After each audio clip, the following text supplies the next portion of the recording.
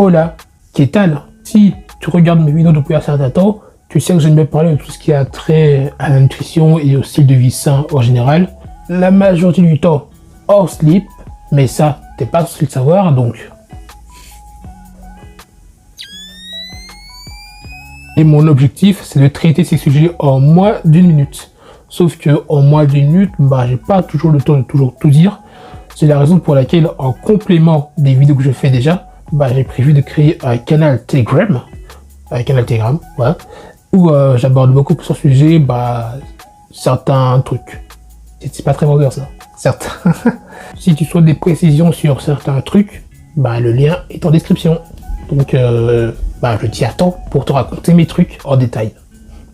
Les jours de repos, c'est important quand on fait du sport. C'est pendant les périodes de pause que les bienfaits du sport commencent à montrer le bout de leur nez. Les périodes de pause favorisent la réparation du muscle, permet globalement d'améliorer les performances sportives, parce que si tu es claqué pendant ta séance, tu risques pas de faire un entraînement très folichon pour le coup. Et ça permet également de réduire le risque de blessure. Top 3 des sources de protéines naturelles et saines. En troisième position, on a le yaourt grec avec 10 grammes de prot pour 100 grammes. En deuxième position, celui qu'on ne présente plus, les œufs avec 13 grammes de protéines pour 100 grammes. Et en première position, mesdames et messieurs, descendant d'une longue lignée de sources de protéines, on a le beurre de cacahuète avec 25 grammes de protéines pour 100 grammes. Il remporte donc la première place de ce classement. Et pour ceux qui souhaitent en savoir plus sur ces soutes à bagages, sur ces sources de protéines, j'en parle d'ailleurs beaucoup plus en détail sur mon canal Telegram. Le lien est en description. Pourquoi tu n'arrives pas à prendre du poids, peu importe ce que tu manges? Ça, c'est dû à ce qu'on appelle le taux métabolique de base, qui représente ce que ton corps a besoin de consommer pour rester en vie. Parce que sinon tu claques et c'est assez fâcheux. Même au repos, le corps consomme des calories. Pourquoi? En fait, c'est dû à ce qu'on appelle la masse maigre. Qu'est-ce que c'est la masse maigre? C'est tout ce qui concerne tes organes, tes muscles, etc. Tu vois? Et peu importe ce que tu as mangé, si tu ne consommes pas plus de calories que ta masse maigre l'en consomme, bonne chance pour prendre du poids. Mais t'inquiète pas. Je vais pas seulement laisser ces infos. Prochaine vidéo, ce sera les 3 aliments sains pour prendre du poids. Sainement. 3 des aliments sains les plus caloriques pour t'aider à prendre du poids. Pour commencer, on a les féculents en général, comme par exemple le riz, les pommes de terre, le quinoa par exemple, qui peuvent varier par exemple de 70 calories pour 100 grammes pour les pommes de terre par exemple, à un peu plus de 150 calories pour le riz complet pour 100 grammes.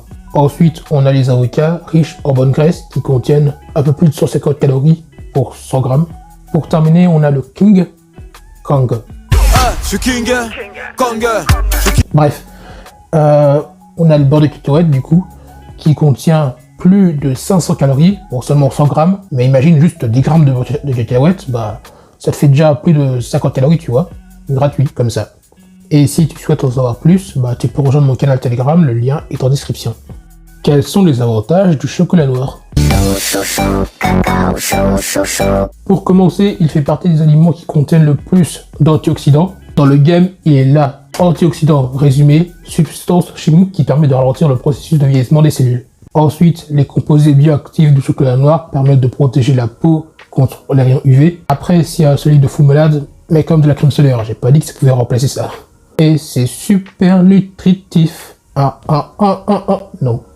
Si, c'est nutritif, mais bref. Donc, petite astuce, plus la teneur en cacao est élevée dans le chocolat noir, et plus il sera nutritif. Donc, n'oublie pas de checker l'étiquette quand tu achètes du chocolat noir. Et si tu souhaites avoir plus d'infos sur le chocolat noir, j'en parle beaucoup plus en détail dans mon canal Telegram. Le lien est en description.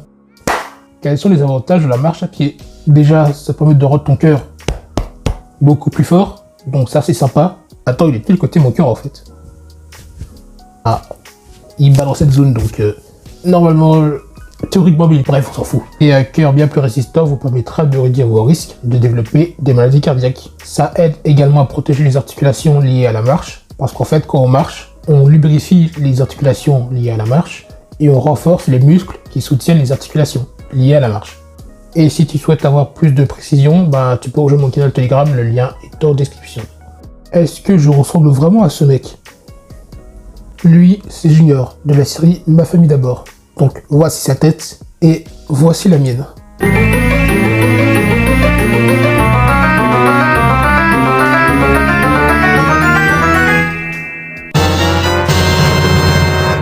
J'ai reçu ce message tellement de fois en commentaire que j'ai fini par me demander top 3 avantages des étirements. Voilà, c'est pas des vrais craquements, ok. En 3, ça augmente la mobilité. Parce que en prenant de l'âge, ben, on a souvent tendance à devenir de plus en plus raide. Et les étirements peuvent aider à pallier à cet inconvénient. En 2, ça c'est ce que je vais te faire. Il augmente le flux sanguin. Faire des exercices d'étirement de façon régulière permet en effet d'améliorer votre circulation sanguine. En première position, tu sais quoi, ça prévient des problèmes de dos. Et si tu souhaites en apprendre plus sur les étirements, ben, j'en parle davantage dans mon canal Telegram. Le lien est en description.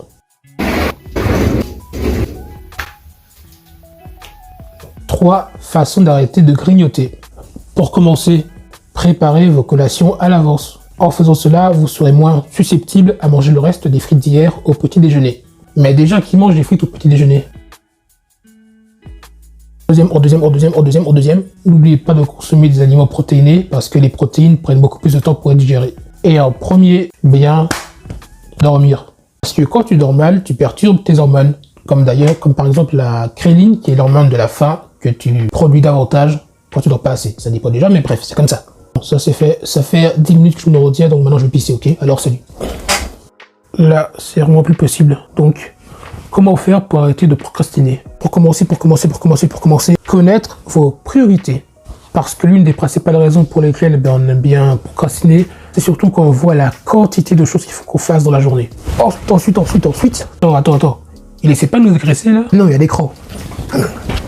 T'as rien senti là, on est d'accord. Mettre les distractions de côté. Parce que quand t'as ce genre de choses à côté de toi, bah pour rester concentré, c'est pas toujours l'idéal. Sauf si t'en as besoin pour bosser, mais ça c'est une exception. J'en ai marre des faux raccords. Et petite astuce pour te mettre au travail quand t'es fatigué ou quand t'as la flemme, d'utiliser la règle des 15 minutes. Tu sais quoi? Tu ne seras jamais motivé à faire un truc que tu n'as pas envie de faire, comme par exemple bosser ou que sais-je. Donc pendant 15 minutes, tu vas te forcer à faire cette chose en te laissant le choix après 15 minutes d'arrêter si tu en as envie. Sauf que tu verras 99% du temps, tu voudras continuer. La glycémie, c'est quoi en fait? Quand tu manges, ton corps décompose les aliments en plusieurs éléments dont les glucides font partie. Une fois digérés, les glucides deviennent du sucre qui vont dans votre sang. Une partie de ce sucre sera utilisée pour vous apporter de l'énergie. Jusque-là, tout va bien. Le surplus de sucre sera stocké dans vos cellules. C'est à ce moment-là qu'on va commencer à douiller. Si je prends le diabète de type 2, c'est un diabète qui se caractérise par un niveau de sucre trop élevé dans le sang. J'ai failli dire l'inverse, mais ça n'a aucun sens. Et si ce niveau de sucre dans le sang n'est pas surveillé, là, ça va commencer à être problématique. Comme par exemple des problèmes rénaux, donc des problèmes au niveau des reins, ou encore des problèmes oculaires. Alors ça, j'étais choqué d'apprendre ça, mais oui, tu peux avoir des problèmes au niveau des yeux si ton taux de sucre est trop élevé dans ton sang. Donc, tu vois, ta quantité de sucre, fais attention, ok? Tu vas faire attention, j'espère que tu vas faire attention, parce que c'est important pour ta santé. Tu vas faire attention, ok?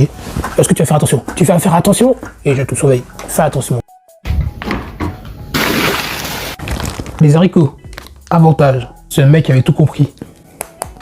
Nani? D'abord, faut savoir qu'il existe plusieurs types d'haricots.